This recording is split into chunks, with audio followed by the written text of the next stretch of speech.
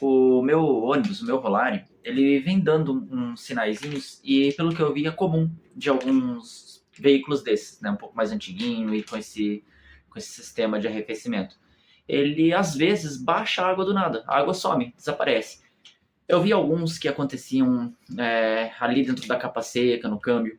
Vi alguns que isso acontecia por causa de selo rompido, selo furado. Vi alguns que era por causa de mangueira ressecada, outros que era por causa de outros tipos de vazamento. E algumas vezes isso não é algo tão crítico. Acontece, tem mesmo, uns vazamentos e vai baixando. Muita gente vê que a água vai baixando e vai completando a água. O meu tem uma coisa crítica. O reservatório dele fica num lugar ruim de acessar e ele não é transparente. Eu não consigo simplesmente ver o nível da água. E é muito ruim. Eu tento botar o dedo lá dentro da boquinha do reservatório, tento bater nele para ver, né, se faz barulho, se não faz. E é difícil. E eu já vi caso em que ele estava sem água, né? Eu não sei o quanto, né, chegou a baixar essa água. Eu sei que ela baixou muito rápido, eu não vi. E inclusive no dia que eu comprei ele, quando a gente chegou aqui, a gente veio pela rodovia, né? Quando chegou aqui, desligamos ele, deixamos ele na frente e tal. Ficou paradinho um tempo, né? Eu não tinha CNH ainda para dirigir ele. Ficou parado ali um tempo. Quando eu fui ligar ele para testar, para ver algumas coisas ali, eu fui lá e conferi a água. Tava sem água. Aí eu pensei, putz, será que ele veio sem água? E naquele momento eu não sabia muito o que estava acontecendo. E eu reparei que volta e meia acontece isso, né, dele ficar sem água. Aí eu comprei esse carinha aqui. Esse sensor é um sensor capacitivo, se chama XKCY25. E a gente vai fazer um review aqui. Eu acho que vai ser o review mais massa que você já viu sobre esse sensor, porque eu andei procurando umas coisas ali e não achei. E a gente vai testar um monte de coisinhas sobre ele. Eu sou o Valdecir Merli, me acompanha aí. Ah, e eu tava estudando bastante sobre ele. Vai ter umas informações interessantes aqui, caso vocês quiserem usar. Que, cara, é no mínimo difícil de achar. Tem que entender um pouco do assunto ali, saber como pesquisar, ver datasheet e tal. Então, se isso aqui te der alguma ideia, se isso aqui te inspirar a fazer alguma coisa, ou se ele for útil para você de alguma forma, já se inscreve e deixa aquele like, que vai ser legal o negócio. Inclusive, aliás, eu já ia esquecendo de falar uma coisa muito importante. Por que eu estou dizendo que esse sensor pode salvar o teu motor? Quando falta água, né? Se falta água no sistema de arrefecimento, entra ar.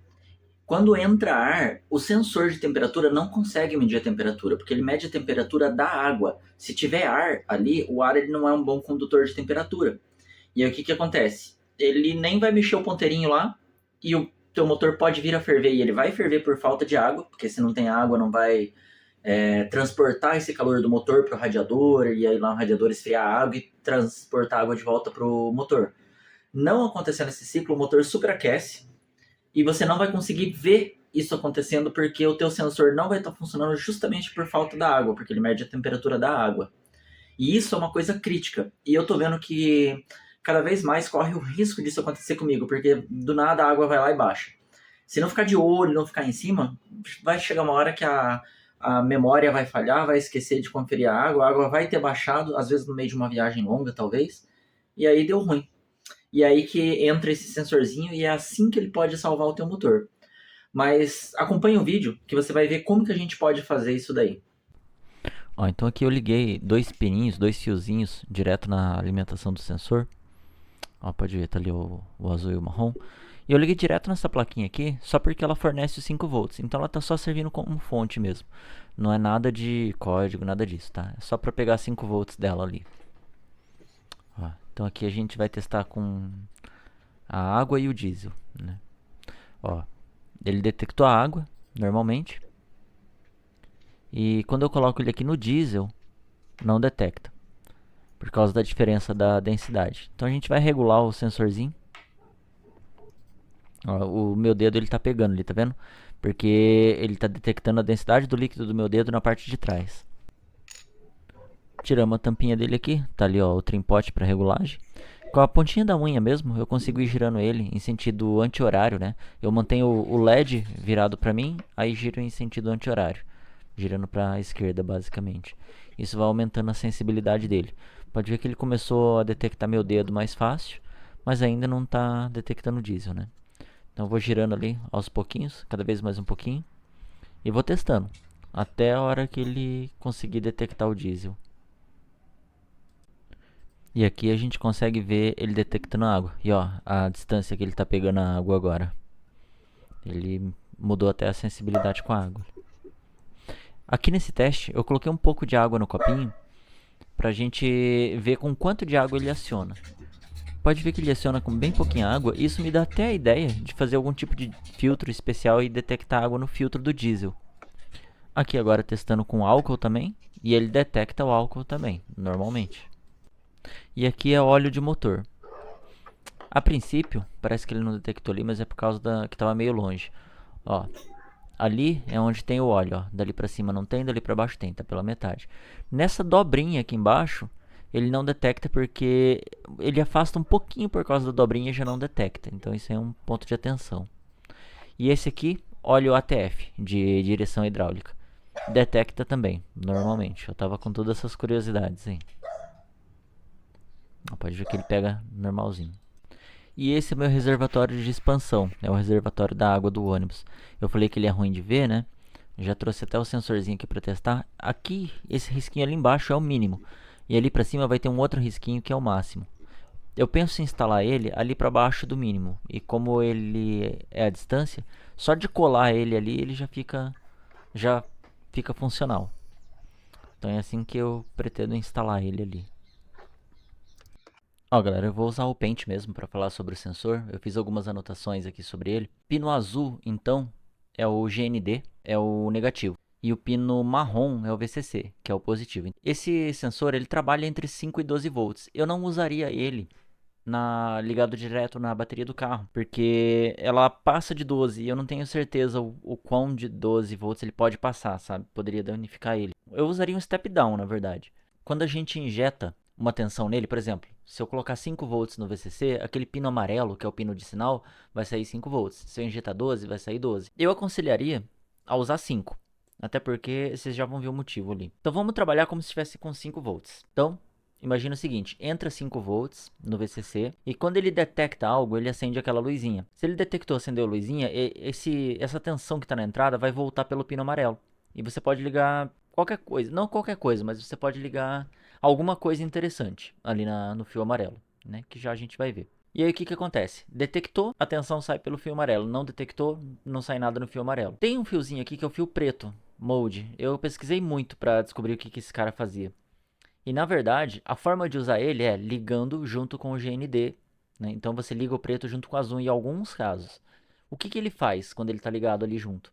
Ele inverte a saída. Se o funcionamento normal desse sensor é jogar a tensão no fio amarelo quando ele detecta algo, se o preto estiver junto com o azul, se os dois estiverem no GND, ele vai fazer o contrário. Ele vai dar atenção no pino amarelo quando não detecta nada, e quando ele detecta algo, ele corta a tensão do pino amarelo. É isso a função do fio preto, do fio mode. Consumo de energia, 200 microamperes, é muito pouco, é menor do que miliamperes. Então ele consome muito pouca corrente mesmo. A saída dele é até 100 miliamperes, e aqui tem um ponto muito importante. Muita coisa que a gente pode ligar ali passa de 100 miliamperes e isso pode danificar o sensor. Eu vou dar uns exemplos. Se eu quiser ligar um LED beleza, o LED ele consome bem pouquinho, ele vai de boa. Esse carinha aqui é um carinha interessante de ligar lá. Tem uns que é de 3 volts e uns que é de 5 volts. E o que que ele é? Um buzzer ativo. O buzzer ativo, só de você ligar 5 volts ele já faz barulho. Então, é aí que entra aquilo que eu falei lá. Se a gente está alimentando o sensor com 5 volts, ele vai soltar 5 volts na saída. Se você tiver um buzzer de 5 volts, você liga ali, ele apita, faz barulho. Legal, isso é super útil, super interessante.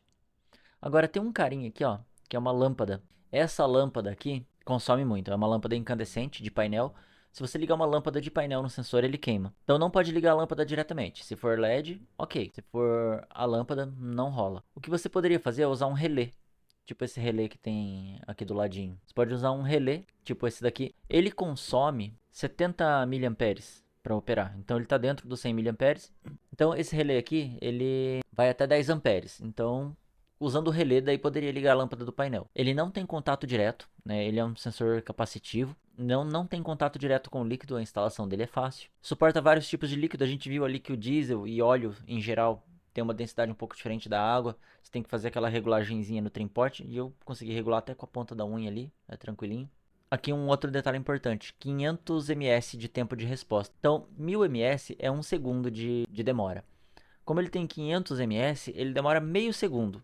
Isso significa, inclusive, que ele detecta no máximo 2 coisas por segundo. Né? Em 1 segundo ele consegue acionar 2 vezes, ou ele demora até metade de 1 segundo para acionar. Como a gente está falando de líquido, nada acontece tão rápido assim na mecânica dos fluidos ali. E esse tempo ele é super aceitável para a questão de líquidos e fluidos. Umidade que ele trabalha é de 5 a 100%, tem certificação IP67. Distância de 13 milímetros para detecção, a gente viu ali que na hora que eu mexi na sensibilidade ele detectou água com um pouquinho de distância, que dá mais ou menos isso mesmo, 1 centímetro, 1,3 centímetros.